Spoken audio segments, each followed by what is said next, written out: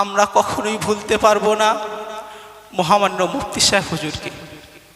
কারণ মহামান্য মুফতি সাহেব হুজুরের অক্লান্ত প্রচেষ্টায় আজ আমরা এই অবস্থানে দাঁড়িয়ে। তিনি আমাদের কখনো বুঝতে দেননি গ্রীষ্মের তপ্ততা, বুঝতে দেননি শীতের তীব্রতা, মা পাখির ছানার মতো আগলে রেখেছিলেন সারাক্ষণ। প্রিয় উপস্থিতি, মুফতি সাহেবের কষ্টের কথা বলতে গেলে গায়ের পশমগুলো যেন শিউরে ওঠে। রাতের বেলা জলসা, দিনের বেলা ক্লাস, ফতোয়া ফারায়েজ, আবার কখনো জামিয়ার জন্য নিবেদিত প্রাণ হয়ে মানুষের দ্বারে দ্বারে যাওয়া। আপনি ভাবলে অবাক হবেন, রমজান মাসে হুজুর যখন মানুষের দ্বারে দ্বারে কালেকশন করতে যান, আমাদের জন্য এমনও দিন চলে যায় তিনি কখনো পানি আর খেজুর দিয়ে ইফতার করে কাটিয়ে দেন। এইভাবে আমাদেরকে আজীবন সারাক্ষণ সন্তানের মতো লালন পালন করে গিয়েছেন। কখনো অভিভাবক, কখনো শিক্ষক, আবার কখনো বন্ধুর মতো পাশে থেকেছেন। শিক্ষক যে এতটা সরল ও উদার মনের হয়, হয়তো জামিয়াতে না আসলে আমরা বুঝতেই পারি। সর্বপ্রথম সমস্ত প্রশংসা ধ্বনিত হোক সেই মহান সত্তার জাতের প্রতি, যিনি বিনা স্তম্ভে শূন্য মার্গে আসমানকে দাঁড় করিয়েছেন। সকলে একবার প্রাণ খুলে বলি আলহামদুলিল্লাহ। অতঃপর দরুদ ও সালামের ঝর্ণাধারা বর্ষিত হোক বিশ্ব মানবতার মুক্তির প্রতীক হযরত মুহাম্মদ সাল্লাল্লাহু আলাইহি ওয়াসাল্লামের উপর। সকলে একবার মোহাব্বত করে বলি সাল্লাল্লাহু আলাইহি ওয়াসাল্লাম। অতঃপর আজ এই জামিয়া রহমানিয়ার ঐতিহাসিক ইসালেসাব মাহফিলের মধ্যমণি মহামান্য মুফতি সাহেব হুজুর, মঞ্চে উপবিষ্ট অল ইন্ডিয়া সুন্নাতাল জামাতের স্বপ্নদ্রষ্টা মুফতি আব্দুল মাতিন সাহেব হুজুর, তৎসহ আমার আকাশের তারকাতুল্য আসাতিজে কেরামগণ ও দূর দূরান্ত থেকে আগত অতিথিবৃন্দ, সকলকে এই রহমত ঝরা বেহেশতি আঙিনায় আমাদের পক্ষ হতে উষ্ণ অভিনন্দন ও প্রাণ ভরা অভিবাদন জ্ঞাপন করছি।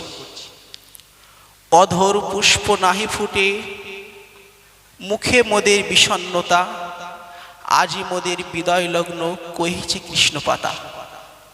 বিদায় ঘণ্টা তাল তুলেছে ঢং ঢং তানে, কয়েক বছরের লালিত প্রতিষ্ঠান থেকে পালিত হয়ে পাড়ি দেব আজ দ্বিতীয় পথ পানে। দীর্ঘ কয়েক বছরে নানা ঘাত প্রতিঘাত এবং বাধা অতিক্রম করে আজ আমরা বিদায়ের দ্বার প্রান্তে। সে ছোট্টবেলায় পিতামাতার স্নেহ, ভাই বোনের ভালোবাসা এবং বন্ধুদের মায়ার বাঁধনকে ছেড়ে জামিয়া রহমানিয়ার সুশীতল ছায়াতলে আশ্রয় নিয়েছিলাম।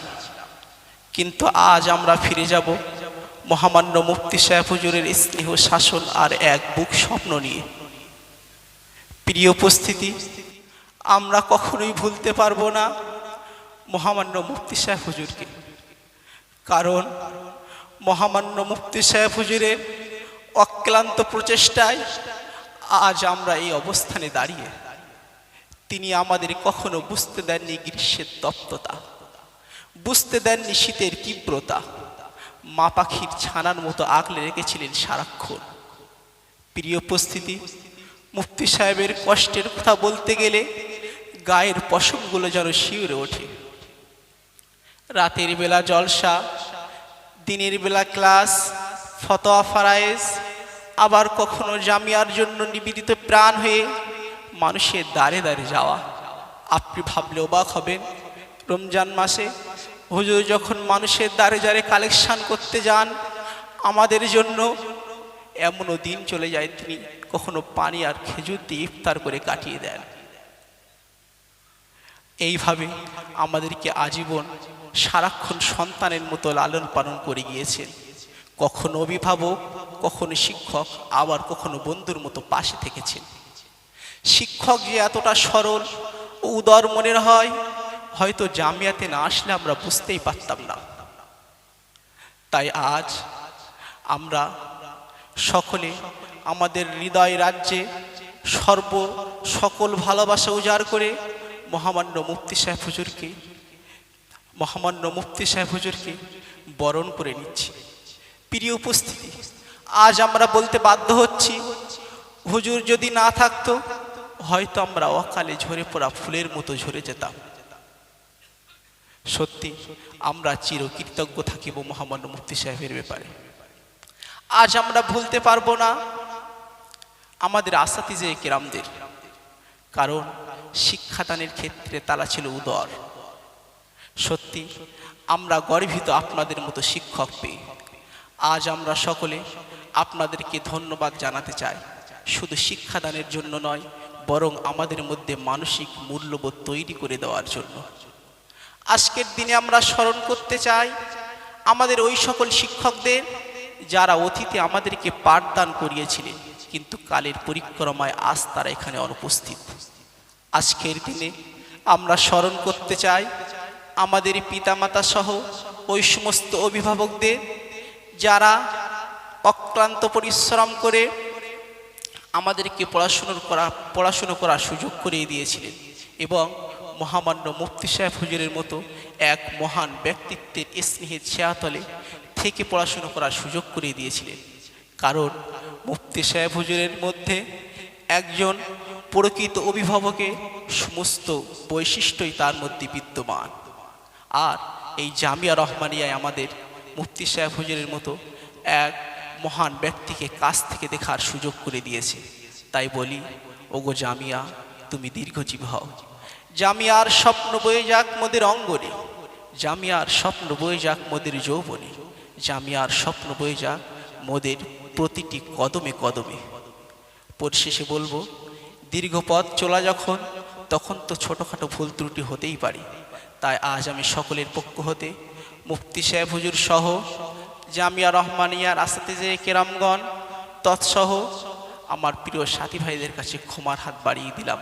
অনুগ্রহ করে আজকের দিনে আমাদেরকে ক্ষমা সুন্দর দৃষ্টিতে দেখবেন এবং আমাদের জন্য দোয়া করবেন।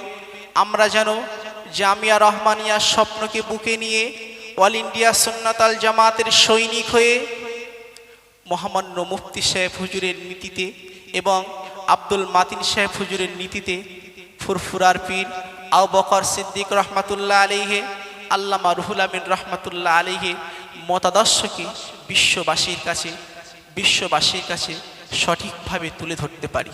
আল্লাহ পাক যেন তৌফিক আমাদেরকে দেন। সকলে বলি আল্লাহুম্মা আমিন। এবং বক্তৃতার শেষে জামিয়া রহমানিয়ার উজ্জ্বল ভবিষ্যৎ কামনা করে আজ আমি আমার বক্তৃতা এখানেই শেষ করছি। ওয়া আখিরু দাওয়ানা আনিল হামদুলিল্লাহি রাব্বিল আলামিন। আসসালামু আলাইকুম। নারায়ে তাকবীর। ওকে আলহামদুলিল্লাহ, আমরা তাদের বক্তব্য শুনলাম। সত্যি অসাধারণ ভাষা এবং কাব্যের যে ভঙ্গিমায় কথাগুলো বলেছে, তার ভিতরে আমাদের জন্য অনেক শিক্ষণীয় বিষয় থাকাটাই জরুরি। আলহামদুলিল্লাহ, রাত প্রায় শেষ প্রান্তে আমরা এসেছি। একটু পরেই মুফতি সাহেব শেষ দোয়া মোনাজাতের জন্য এখানে আসবেন। তার দোয়া মোনাজাত এবং আজও এখানে সর্বশেষ